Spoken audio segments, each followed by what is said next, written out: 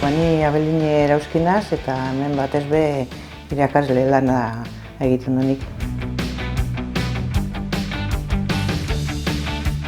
Gaztetan hasi nintzen lehenengo ikasten, Bermeon, eta bertan eskolak emoten, eta gero 97tik aurrera, hemen. Nitza batez beda, Bizkaien alde lan egitea, ezta? Horretan hasi ginen orain dela urte asko, eta ondino horretan segidutea pozgarria da. Badaukala etorkizuna, esango dugu.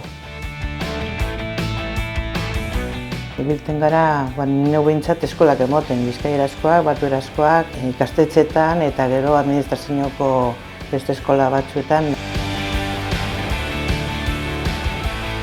Danatarik hartzen dau, ez bakarrik eskolak, itzulpen kontuak, etnografia, hainbat gauza dagoz eta beste leku batzuetan horrek ez dagoz.